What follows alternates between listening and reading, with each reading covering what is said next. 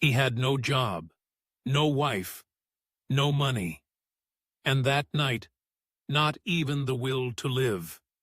But right before he gave up, he whispered one final prayer into the dark. And what happened next? He still can't explain. If you've ever reached the end of yourself, if you've ever lost more than you thought you could survive, if you've ever whispered, "God, where are you?" and heard only silence, this story will show you what can happen when you pray with nothing left but hope. Stay until the final word, because the ending may be the reminder you didn't know your soul needed.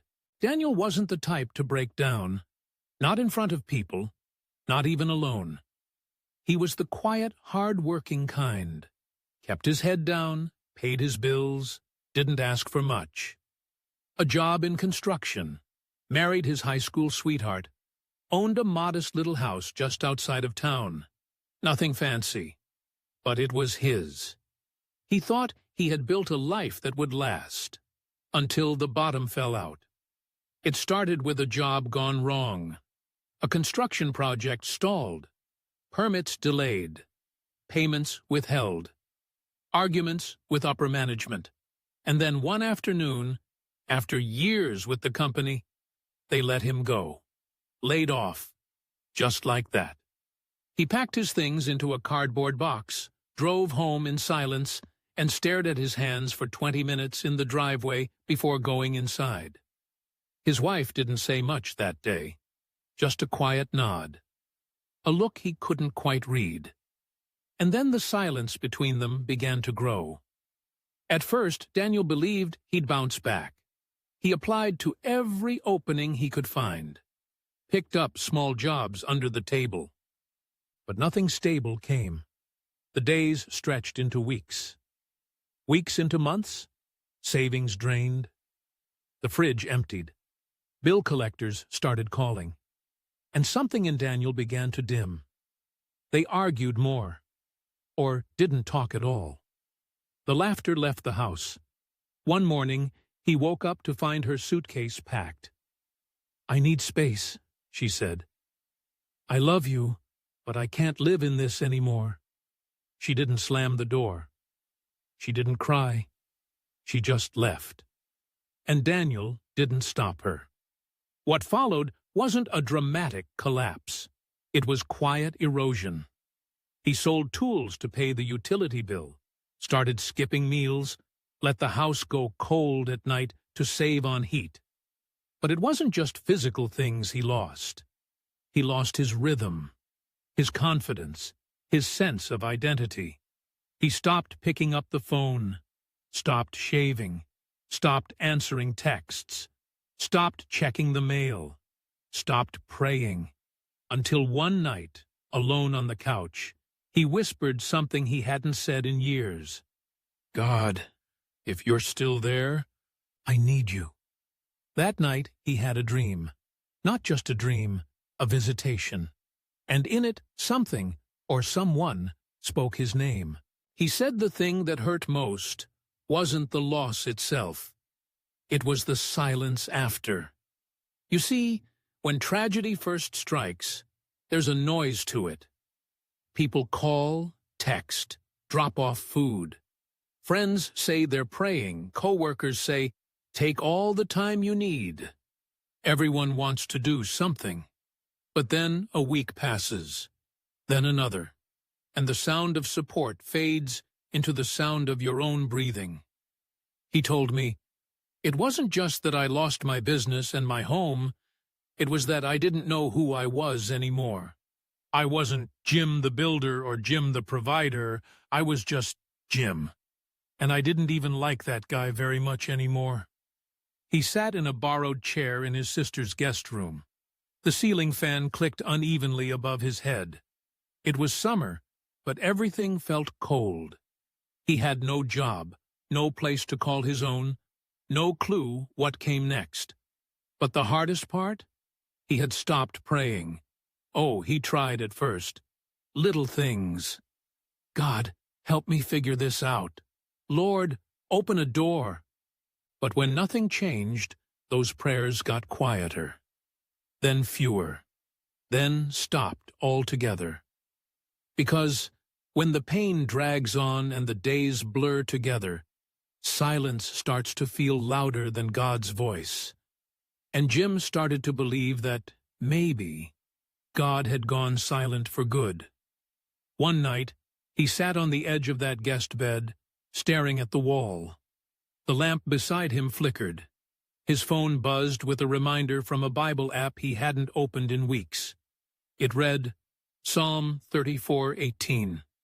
The Lord is close to the broken-hearted. He laughed bitterly.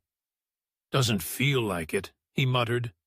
But something, maybe a memory, maybe just a flicker of stubborn faith, nudged him to whisper, If you're close, God, I don't feel you, but I want to. I don't even know what to pray anymore. So if you're still listening, I'm here. That's all I've got. That was it. No perfect words, no hopeful tone, just exhaustion and honesty. And that night, something happened. Not a miracle, not yet, but something. He slept through the night for the first time in weeks, and in that sleep, he dreamed. He dreamed he was standing in the middle of a field, wide open, nothing but grass stretching to the horizon, and in the distance he saw a man walking toward him. The man wore white, not glowing, just bright, clean, solid. And when the man spoke, it wasn't loud. It was steady. He said, You think you've been abandoned, but I never left. Jim tried to speak, but the man raised his hand. You've lost much, but not me. And then, just before waking, the man said one last thing. This is not the end. This is the beginning of your becoming. When Jim opened his eyes, he didn't feel fixed. The grief was still there. The questions were still waiting. But that morning, something in him was different. Not solved, but softened. It wasn't just a dream. Not to him. It was the first time in weeks that something had broken through the silence. And from that moment on, even though nothing outside had changed yet, something inside had. He got up, sat back on the edge of the bed where he'd nearly given up, and said the first full sentence of prayer in a long time. Okay, God, I'm listening now. Jim told me something simple but powerful. That dream didn't fix my life, but it gave me enough light to take one step forward. What was the step? He made his bed. That's it. No thunder from heaven, no miracles raining down. Just a man choosing not to collapse again. A quiet act that said, maybe today matters. He said, I didn't make the bed because I felt better. I did it because I wanted to believe again. That small moment changed something. It gave him the courage to eat a full breakfast, to open the blinds, to sit in the morning sun and read one psalm, even if he didn't understand it. Then came a phone call. A man he used to work with, someone from years ago, reached out. Jim, I've got a small job, just a fixer-upper. It's not much, but I thought of you.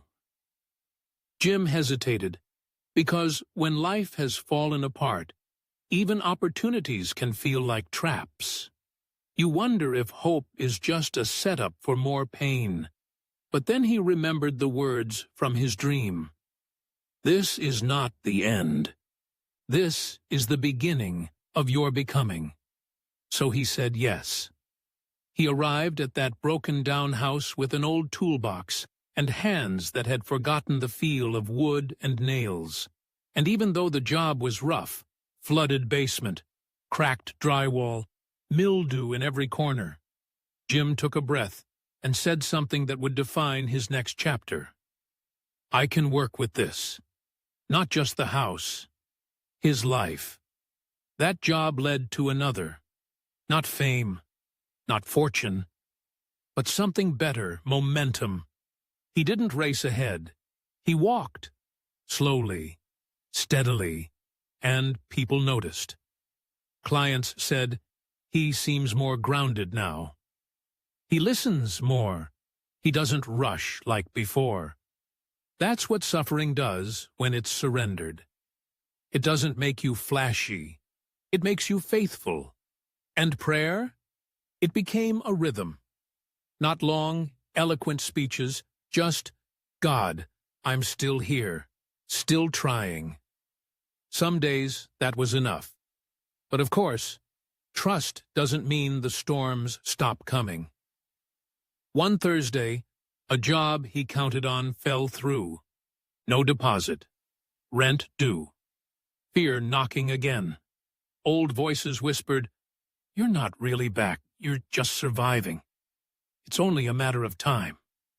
Jim sat in his truck, clenched the steering wheel and whispered, "God, I remember what you said. Please, remind me again." He drove.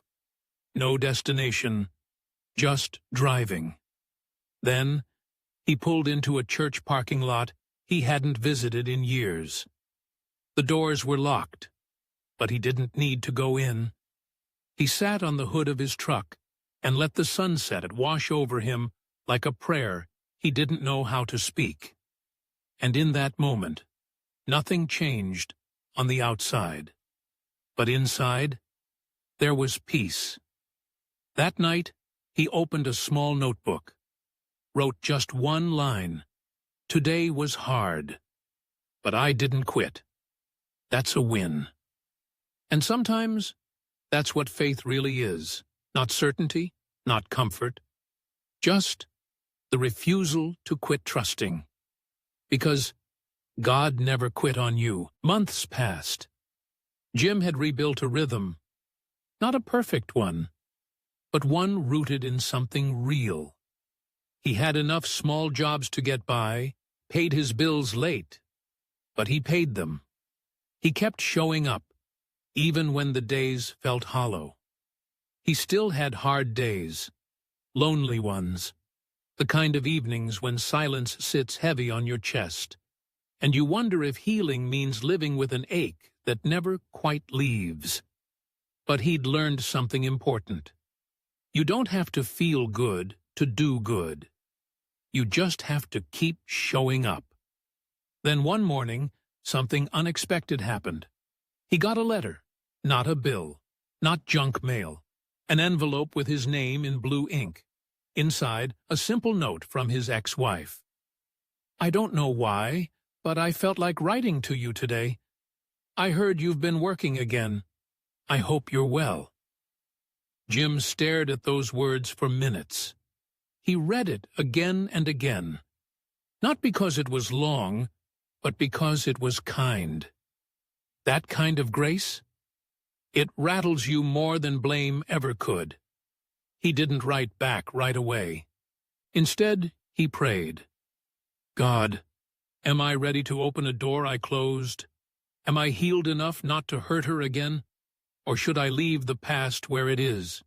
He waited, not for a voice, not for lightning, just for peace. And peace came slowly, over days, not because he figured everything out, but because he gave God room to speak. And after a week, he wrote back. Nothing grand, just honest. "Thanks for writing. I've been rebuilding my work, my faith, myself.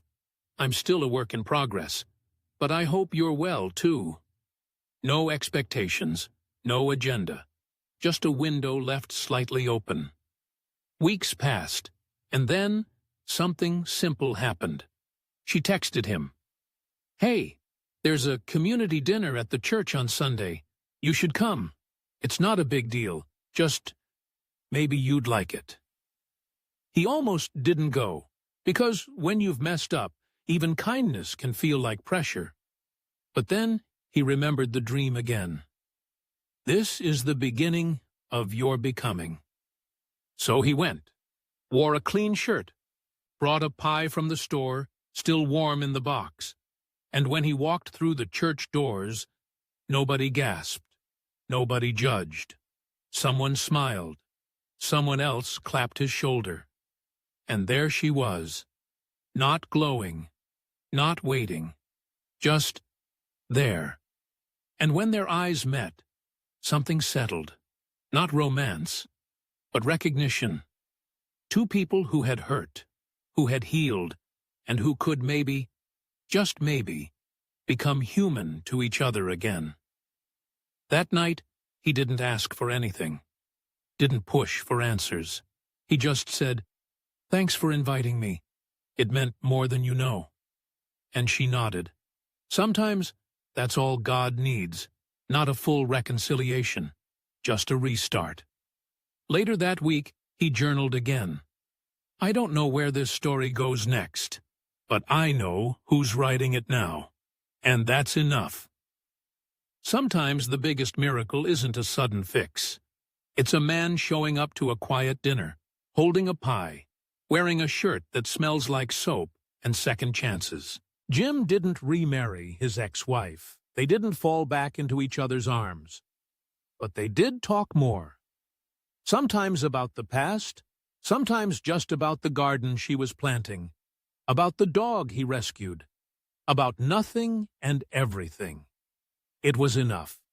He didn't rebuild his old business either. But he started something new. Smaller, quieter. A handyman job here, a fence repair there. He worked with his hands, and slowly, that work repaired something deeper. His self-respect. He didn't get all the answers, but the dream never promised that. It promised a beginning. And beginnings are quieter than we think. They look like steady routines, like coffee in the morning, like walking into church not because you feel holy, but because you're hungry for hope. And somewhere along the way, that man who once wanted his life to end began to live again. He never forgot the dream. In fact, some nights when the world felt fragile, he would say it aloud again like a whisper to his own soul. This is the beginning of your becoming. And then he would close his eyes, not with fear, but with faith. Jim's story doesn't end in fireworks. It ends in faithfulness, not in headlines, but in healing, not in a grand finale, but in God's quiet redemption. Because sometimes the greatest miracle God gives you is a second chance at being human, and sometimes the clearest way he speaks is in a dream that wakes you up to the life still worth living. If this story touched you, if you've ever been in a place where you lost everything, or where you were afraid nothing would ever be okay again, I want you to know something. You're not alone. God still speaks, still moves, still redeems. And your story? It's not over.